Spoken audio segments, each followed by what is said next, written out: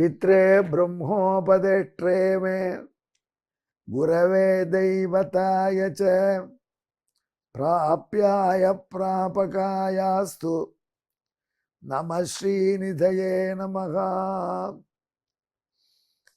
नमो वेंकटेशाय वेंगटत्वரைவார்க்கு நம. அன்பர்களே,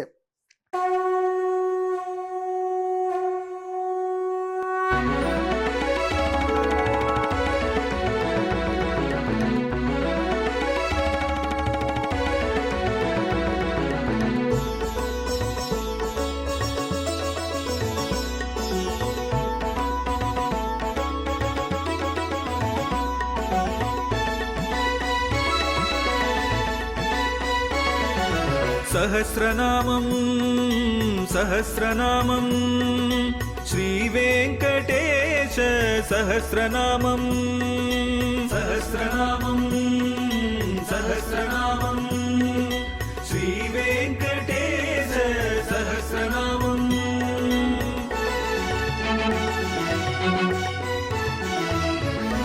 உலகில் கலிவினை தோஷம் அகற்றும் நாமம் சஹஸ்ரநாமம்.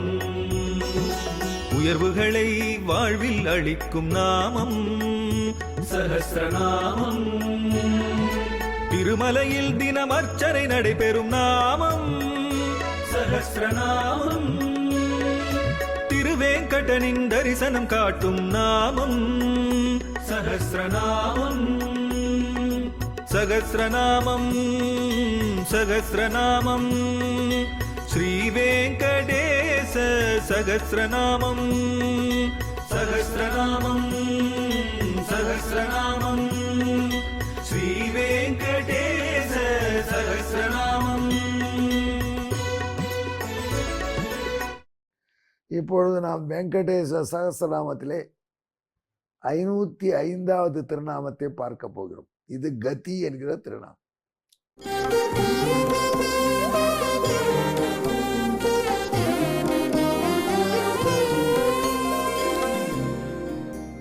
எனக்கு வேற கதி இல்லை, நீங்க தான் காப்பாற்றணும்னு யார் வந்தாலும் கதியாக இருந்து காப்பாற்றுறதுனால திருவேங்கடம் கதி என்று பேர். யாருகிட்ட இருந்தும் காப்பாற்றுவோம், அதான் கதி. எல்லாரும் என்னால காப்பாற்ற முடியும், ஆனால் அந்த ஆள் பெரியாளியா, அவரோட நம்மளால மோத முடியாது. மாத்தலி என்று தேவேந்திரனுடைய டிரைவர்.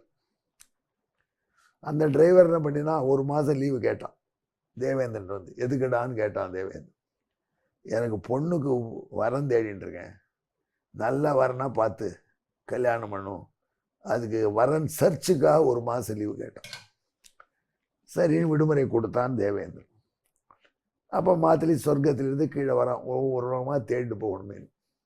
அப்போ நாரத திரிலோக சஞ்சார் இப்படி போகிறவர், ஹலோ மாத்தலி எங்கே போகிறேன்னு கேட்டார். மேட்ரை சொன்னான். நம்மளோட வா, நமக்கு தெரியாதா, 3 லோகத்துக்கு மாப்பிள்ளை அவனுக்கு பார்த்து கொடுக்குறேன்னு ஐஷ்மான். பூலோகத்தில் ஒருத்தரும் சரிப்படல, நாமெல்லாம் இருந்தோம், நம்ம என்னவா இருந்தோம் தெரியல, கண்டுக்கலை.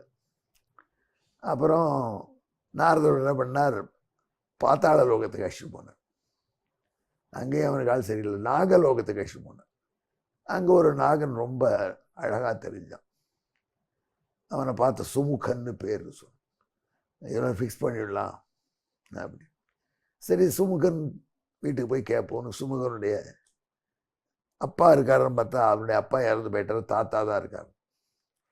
சுமுகனுடைய தாத்தாட்ட போய் தன் விஷயத்தை சொன்னா மாதிரி, உன் பேரனுக்கே பொண்ணை கல்யாணம் பண்ணி கொடுக்கலாம். அவர் இன்ட்ரெஸ்டே காண்பிக்கல.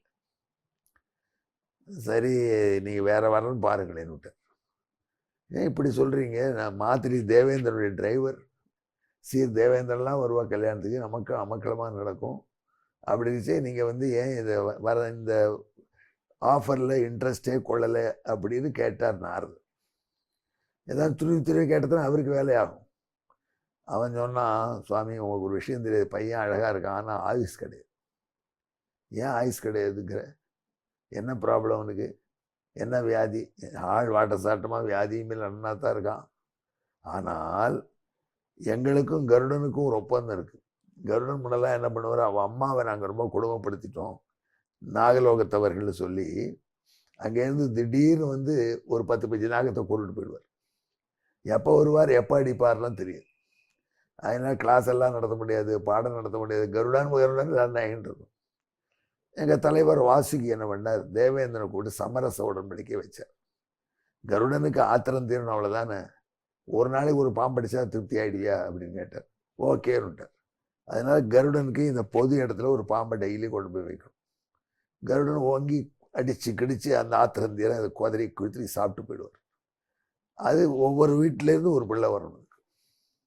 எங்கள் துரட்டம் ஒரு 4-5 வருஷத்துக்கு முன்னாடி அப்பா அவர் டேர்ன் வந்து நான் வயசானவன்னு என்னை விட்டாங்க.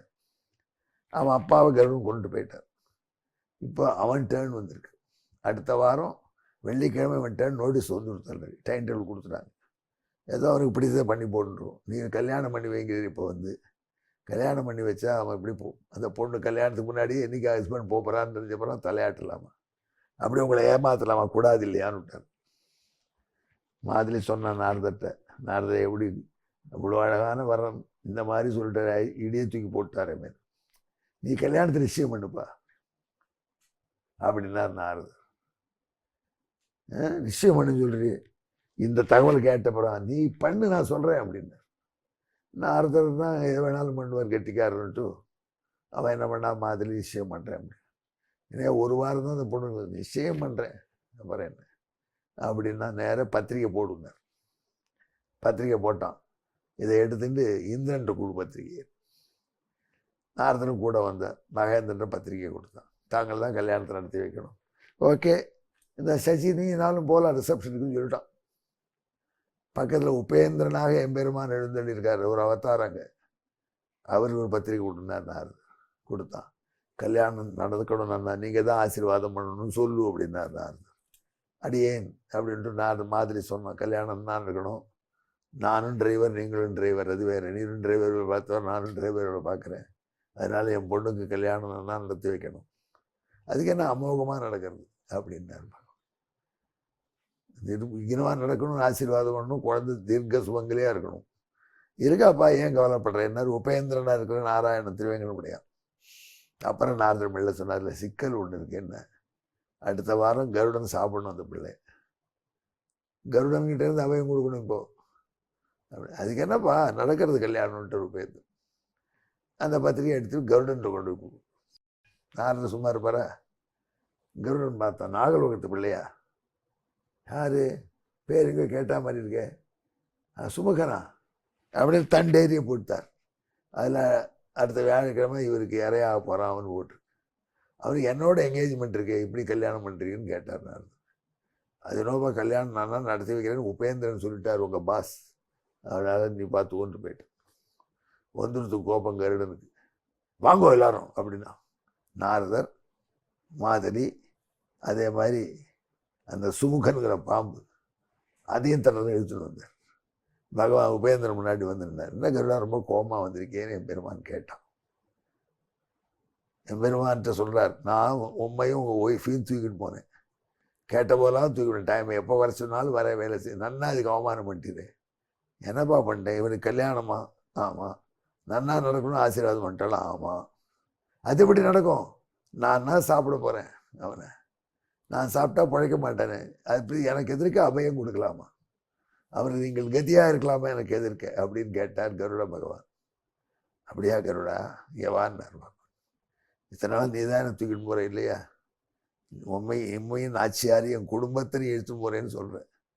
உன மாதிரி யார் செய்ய முடியும், என்ன வலிமை, என்ன பராக்கிரமம் உனக்கு.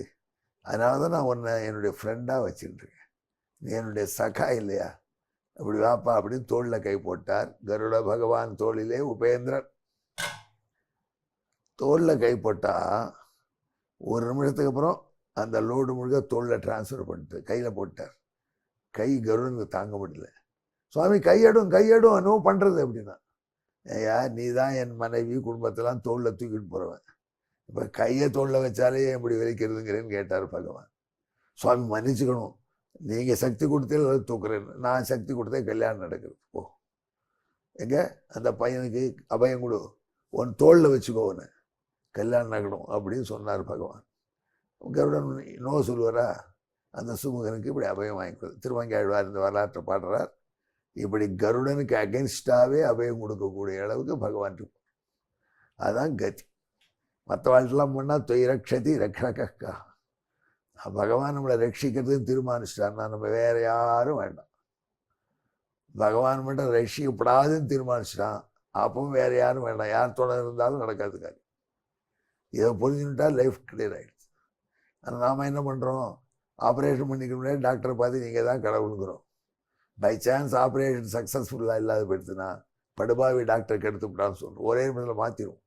ஆனால் உண்மையான கத்தி அவன். நல்ல டாக்டர் என்ன சொல்கிறான், சுவாமி கடவுள் இருந்தால் இதை குழந்தை நான் என்னால் முடியதை பண்ணுறேன். கெட்ட அசிஸ்டன்ட் டாக்டர்லாம் நான் பார்த்துக்கிறேன் எல்லாங்கிறான். அப்போ தான் பகவான் சிரிக்க மாட்டாரா, நீ இப்படிலாம் பார்த்துப்ப. எப்படி கதி அவன் ஆகினால நீ கதி மற்றொன்று இல்லை, நில்லான் கதி இல்லை என்று நின் அருளான் கதியின்றி மற்றொரு கதியிலே நின்று இருப்பவர்களுக்கு கத்தியாக இருப்பவனால திருவேங்கடமுடியானுக்கு கதி என்று பெயர். எங்க இந்த திருநாமத்துக்கு விளக்க தரக்கூடிய ஸ்லோகத்தை சொல்றேன் கேளுங்க.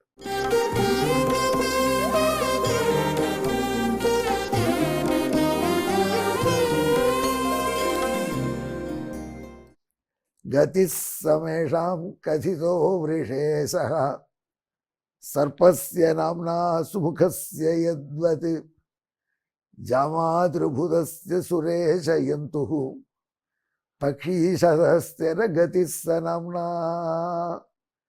சுமுகன் என்கிற பாம்புக்கு பக்ஷீஸ்வரனான கருடன்கிட்ட இருந்து அபயம் கொடுத்தான்.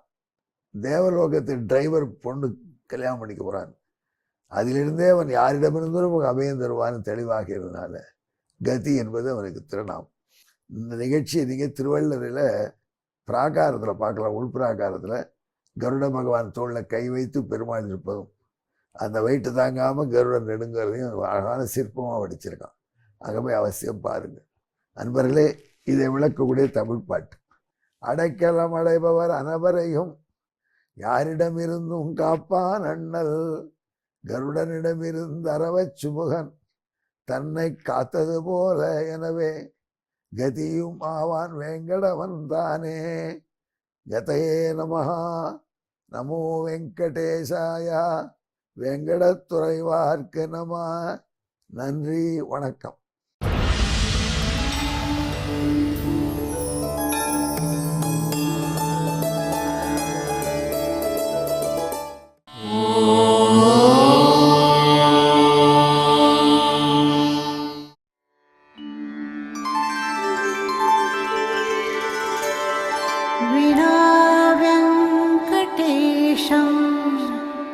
ननाथो ननाथः सदा वेङ्कटेशं स्मरामि स्मरामि.